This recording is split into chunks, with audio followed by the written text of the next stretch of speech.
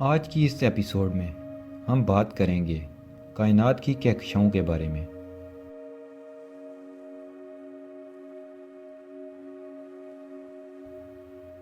ایک اندازے کے مطابق ہماری ساری قابل مشاہدہ کائنات میں لگ بھگ 2 کھرب سے بھی زیادہ کہکشائیں موجود ہیں۔ یہ ایک محتاط اندازہ ہے۔ بعض دیگر اندازوں کے مطابق یہ تعداد 4 کھرب کہکشائیں بھی بتائی جاتی ہے۔ ان میں سے ہر کہکشاں اپنی اپنی جگہ منفرد، متحرک اور نہایت عظیم الشان ہے۔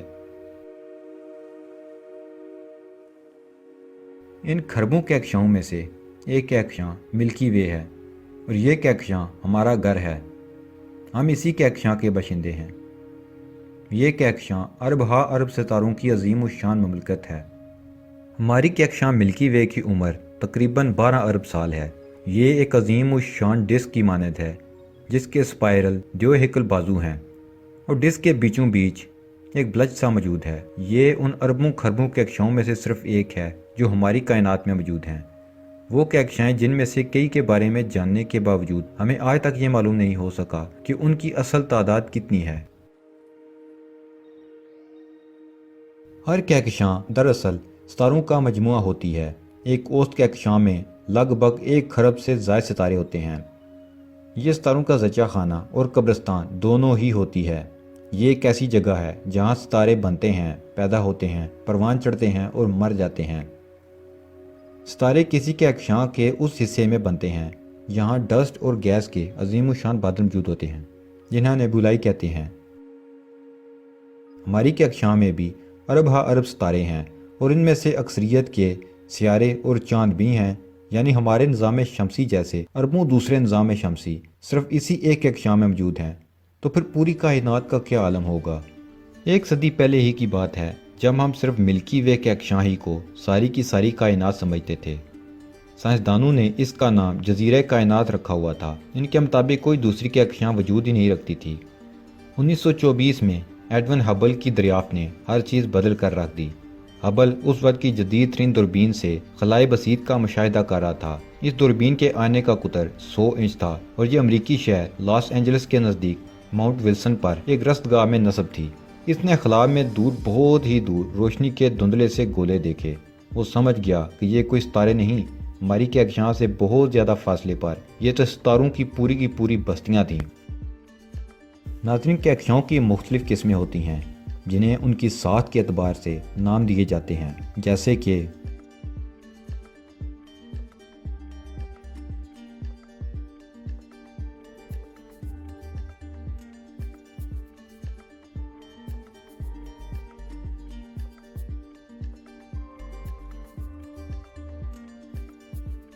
ہمارے لیے کہکشاؤں کی وسعت کا تصور کرنا نہایت ہی مشکل ہے۔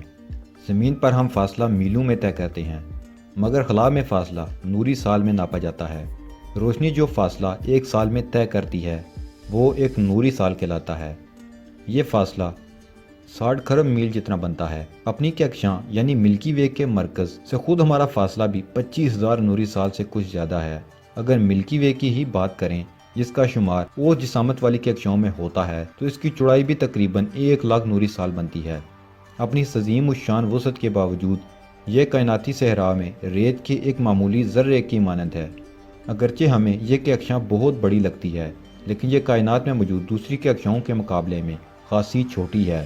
مثلا ہماری پڑوسی کہکشاں اینڈرومیڈا، اس کی چوڑائی تقریباً 2 لاکھ نوری سال ہے۔ اس کا سیدھا سادہ مطلب یہ ہوا کہ وہ ہماری کہکشاں سے دگنی رقبے پر پھیلی ہوئی ہے۔ M87 گلیکسی یہ ایک بیضوی کہکشاں ہے جو اینڈرومیڈا کے مقابلے میں بھی خاصی بڑی ہے، لیکن پھر بھی IC1101 نامی کہکشاں کے مقابلے میں نہایت چھوٹی سی ہے۔ IC1101 کہکشاں اب تک کی دریافت ہونے والی سب سے بڑی کہکشاں ہے۔ یہ ہماری کہکشاں سے تقریباً 60 گنا بڑی ہے۔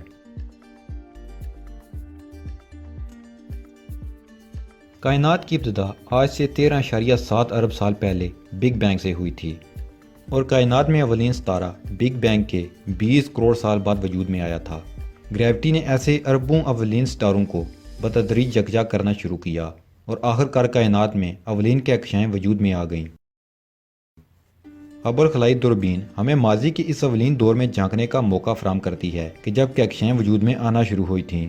तारों की रोशनी जो हम देखते हैं वो दरअसल उनका सितारों का माजी होता है। वो हमसे जितने नूरी साल दूर होंगे, आज की तारीख में उनसे हम तक पहुंचने वाली रोशनी उतने ही साल पहले की होगी, और वो रोशनी हमें उन सितारों की इतने ही कदीम माजी की खबर दे रही होगी।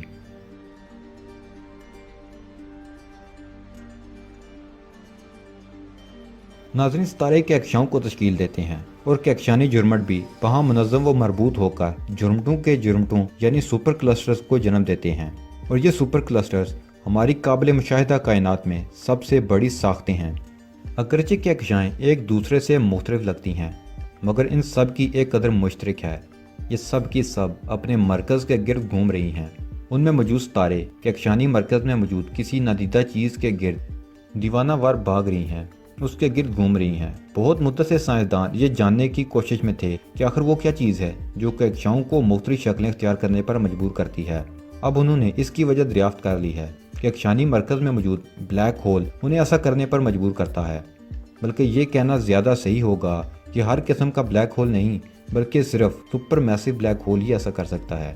कक्षानी मरकज़ में ब्लैक होल मौजूद होने की सबसे पहली निशानी ये है कि कक्षानी मरकज़ से ज़बरदस्त तवानाई लेकर रही होती है। इस तवानाई का सरचश्मा ब्लैक होल ही होते हैं। माहिरीन फल्कियात मालूम कर चुके हैं कि ब्लैक होल्स कक्षाओं के मरकज़ में वाक़या होते हैं, और इन्हीं की बदौलत मरकज़ से करीब सितारे इस कदर तेज़ रफ्तारी से चक्कर काट रहे होते हैं। मगर फिर भी ये इस कदर ताकतवर नहीं होते कि कक्षाओं के सारे सितारों को आपस में जोड़ कर रखें। और ये राज उस वक्त तक नहीं खुला था जब तक एक साइंसदान ने यह ख्याल पेश नहीं किया। ज़रूर कोई ना कोई चीज़ ऐसी है जिसे हम अब तक नहीं जानते, मगर वो अपना काम कर रही है। ये स्विट्ज़रलैंड का फल्कियात दान था। उसने 1930 के अशरे में इस नुक्ते पर गौर शुरू किया कि आखिर कक्षाएं ग्रुपों की शक्ल में क्यों हैं।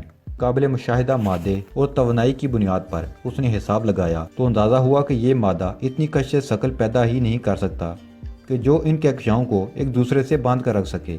अगर यह मादा सिर्फ इतना ही है कि जितना हम देख सकते हैं, तो फिर कक्षाओं को एक दूसरे से दूर भागना चाहिए था, लेकिन ऐसा बिल्कुल भी नहीं है।